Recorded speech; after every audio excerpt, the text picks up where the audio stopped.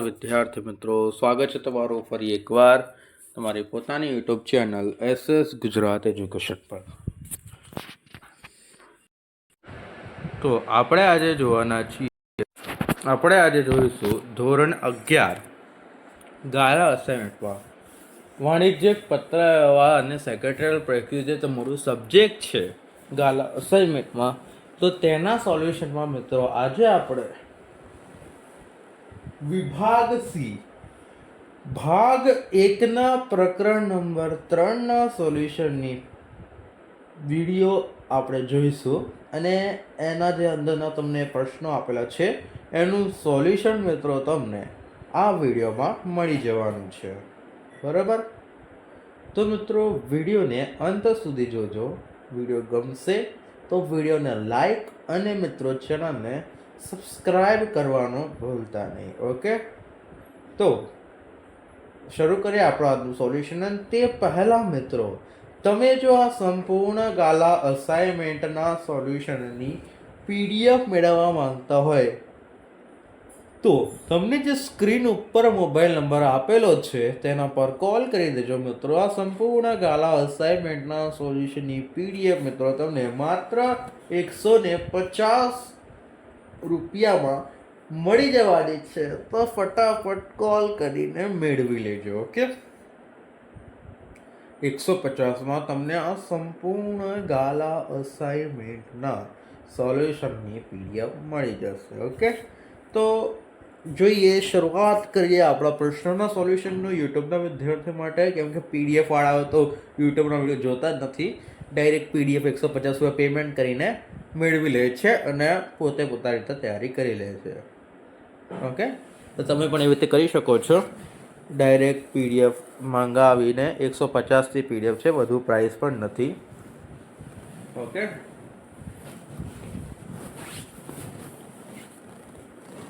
તો શરૂ કરીએ. તમારો પહેલા નંબરનો પ્રશ્ન છે, વાણિજ્યક પત્ર લખવા માટે વપરાતા કાગળનું માપ કેવું હોવું જોઈએ અને શા માટે? વાણિજ્યક પત્ર લખવા માટે જે વપરાતા કાગળનું માપ છે એ કેવું હોવું જોઈએ ને શા માટે? તો કે વાણિજ્યક પત્ર માટે સામાન્ય રીતે A4 સાઇઝના કાગળનો ઉપયોગ કરવામાં આવે છે. આ તમને તો ખબર જ હશે, A4 સાઇઝ તમે પ્રિન્ટ કરાવવા જાઓ છો, કોઈ પણ ઝેરોક્સ કરાવવા જાય છો, તો જે તમને કાગળ મળે છે તો એ કાગળની મિત્રો જે સાઇઝ છે ને તે એ સાઇઝ A4 સાઇઝ કહેવામાં આવે છે. ઓકે, આગળ જોઈએ. કાગળનો ઉપયોગ કરવામાં આવે છે જેનું માપ આશરે 8.3 ઇંચ ગુણ્યા 11.7 ઇંચ હોય છે, કારણ કે ટેકનિકલ અનુકૂળતા આજના સમયમાં કમ્પ્યુટર દ્વારા થતા ટાઈપિંગ અને પ્રિન્ટિંગ માટે A4 સાઇઝનો કાગળ વૈશ્વિક સ્તરે સ્વીકૃત અને અનુકૂળ છે. A4 સાઇઝનો કાગળ વૈશ્વિક સ્તરે સ્વીકૃત અને અનુકૂળ આજના સમયમાં છે ભાઈ. ઓકે, આગળ જોઈએ.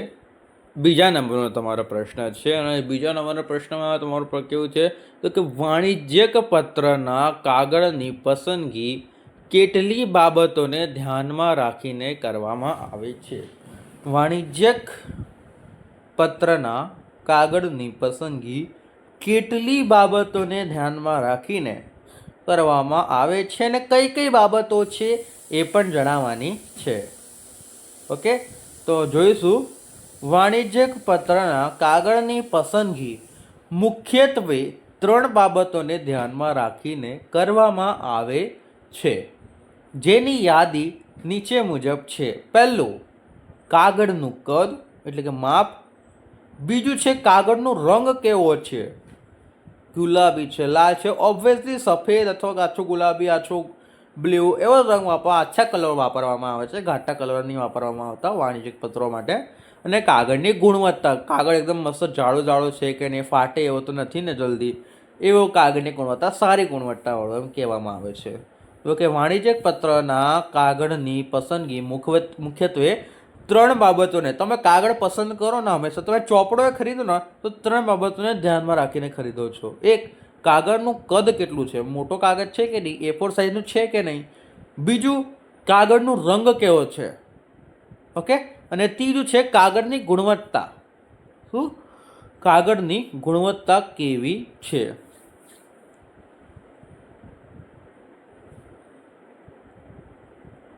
ઓકે.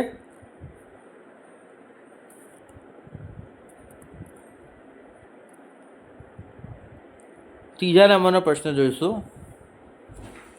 ત્રીજા નંબરમાં પ્રશ્નમાં તમને કીધેલું છે કે વાણિજ્યિક પત્રના બાહ્ય સ્વરૂપને આકર્ષક બનાવતી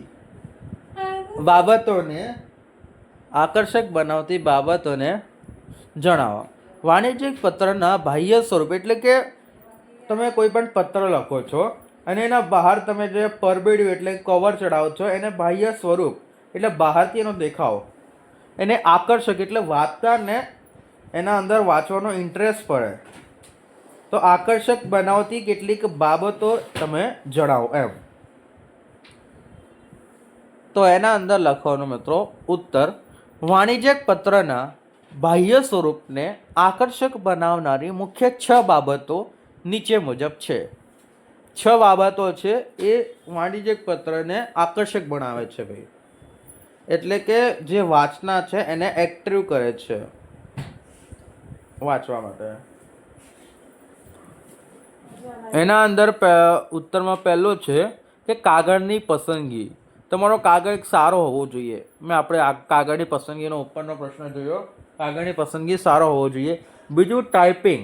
એના અંદર જે કાગળ છે ટાઈપિંગ અક્ષરો સારા હોવા જોઈએ. હાસ્યો બરોબર છોડેલો હોવો જોઈએ. હાસ્યો જેમ આપણે હાસ્યો થોડીક લીટી છોડીએ છીએ ને વચ્ચેથી ચાલુ કરીએ છીએ ને હાસ્યો બરોબર છોડેલો હોવો જોઈએ. બરાબર. ચોથું છે એની ઘડી કેસર. અને પાંચમું છે પરબેડિયું. અને છઠ્ઠું છે પરબેડિયા પરનું લખાણ. શું છે? પહેલું, કાગળની પસંદગી સારી હોવી જોઈએ. બીજું, ટાઈપિંગ તમારા અક્ષરો સારા હોવા જોઈએ. ત્રીજું, હાસ્ય બરોબર છોડેલો હોવો જોઈએ. ચોથું, એની ઘડી. 3 પ્રકારથી કરીએ છીએ ને આપણે 2 વાર ઘડી કરીએ છીએ ને એટલે 3 થઈ જાય છે, 3 ભાગ પડી જાય છે એના. ઘડી કે સરબળ હોવું જોઈએ. પછી પરબેડિયું એટલે કે એનું કવર. તમે ખબર 5 રૂપિયાનું કવર મળે છે, તમે પૈસા કોઈને આપો છો. આ વાણિજ્યિક પત્રમાં એના અંદર પત્ર મૂકવામાં આવે છે. એમ ઓલું કાગળનું ખાખી પત્ર આવે છે પરબેડિયું એટલે કે કવર, એવું એ માનો તો બી ચાલે. ઓકે. એ પરબેડિયું સારું હોવું જોઈએ.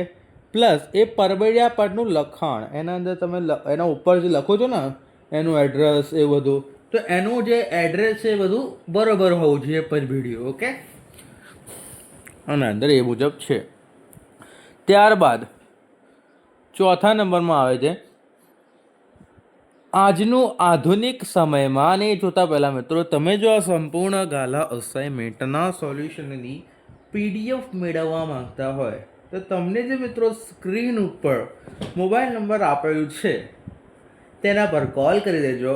માત્ર મિત્રો તમને 150માં સંપૂર્ણ ગાલા અસાઇનમેન્ટનો સોલ્યુશનની PDF મળી જશે. ઓકે. માત્ર 150માં સંપૂર્ણ ગાલા અસાઇનમેન્ટના સોલ્યુશનની PDF મળી જશે. તો ફટાફટ કોલ કરીને આખા ગાલા અસાઇનમેન્ટના સોલ્યુશનની PDF મેળવી લેજો. ઓકે.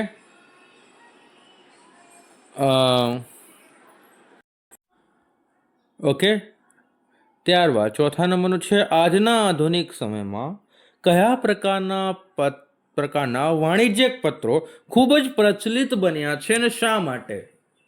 કયા પ્રકારના પત્રો છે ખૂબ જ પ્રચલિત બન્યા છે, શા માટે પ્રચલિત બન્યા છે ભાઈ? તો આજના આધુનિક સમયમાં કમ્પ્યુટર ઉપર એટલે કમ્પ્યુટર ઉપર જેટલા પણ છપાય છે એવા તૈયાર થયેલા અને પ્રિન્ટની મદદથી છપાયેલા પત્રો ખૂબ જ પ્રચલિત બન્યા છે. કારણ કે એક, આ પદ્ધતિ મારફતે તૈયાર કરેલો પત્ર સ્વચ્છ હોય છે અને બીજું, પદ્ધતિ મારફતે તૈયાર કરેલું લખાણ પત્રને ભવ્યતા પૂરી પાડે એટલે કે એકદમ સુંદર દેખાય છે ઓલો પત્ર. ત્રીજું છે આ પદ્ધતિ મારફતે તૈયાર થયેલો પત્ર આકર્ષક દેખાવ છે. શું દેખાય છે? આકર્ષક દેખાય છે. અને ચોથું છે આ પદ્ધતિ મારફતે તૈયાર થયેલા પત્રની નકલો પ્રિન્ટ અથવા ઝેરોક્સો દ્વારા સરળતાથી મેળવી શકાય છે. નકલો પ્રિન્ટ અથવા ઝેરોક્સ દ્વારા સરળતાથી એ મિત્રો મેળવી શકાય છે. 5મા નંબરનો પ્રશ્ન છે બારીવાળા પરબેડિયામાં મારફતે પત્ર મોકલવાનો હોય ત્યારે પત્રની ઘડી કરતી વખતે શું ધ્યાનમાં રાખશો? તો કે બારીવાળા પરબેડિયા મારફતે પત્ર મોકલવાનો હોય ત્યારે પત્રની ઘડી એવી કરવી પડે છે કે જેથી પત્ર મેળવનારનું નામ સરનામું બારીવાળા ભાગની બરોબર નીચે આવે અને જેથી પત્રની અંદર લખેલું આંતરિક સરનામું સ્પષ્ટપણે જોઈ શકાય અને જેથી પત્ર અથવા ટપાલ યોગ્ય વ્યક્તિને નિશ્ચિત સમયમાં પહોંચે. બારીવાળા પરબેડિયા મારફતે પત્ર મોકલવાનો હોય ત્યારે પત્રની ઘડી એવી રીતે કરવી પડે છે કે જેથી પત્ર મેળવનારનું નામ સરનામું બારીવાળા ભાગની બરોબર નીચે આવે ને જેથી પત્રની અંદર લખેલું આંતરિક સરનામું સ્પષ્ટપણે જોઈ શકાય છે ને જેથી પત્ર ટપાલ યોગ્ય વ્યક્તિને નિશ્ચિત સમયમાં પહોંચે. ઓકે મિત્રો, આથી આ વિડીયો કમ્પ્લીટ થાય છે. વિડીયો ગમ્યો છે તો વિડીયોને લાઇક અને મિત્રો ચેનલને સબસ્ક્રાઇબ કરવાનું ભૂલતા નહીં. અને તમે જો આ સંપૂર્ણ ગાલા અસાઇનમેન્ટના સોલ્યુશનની PDF મેળવવા માંગતા હોય તો મિત્રો સ્ક્રીન ઉપર જે તમારો મોબાઈલ નંબર આપેલો છે તેના પર કોલ કરી દેજો. માત્ર 150માં સંપૂર્ણ ગાલા અસાઇનમેન્ટના સોલ્યુશનની PDF મળી જશે. ઓકે, તો મળીએ નેક્સ્ટ વિડીયોમાં. Thank you for watching.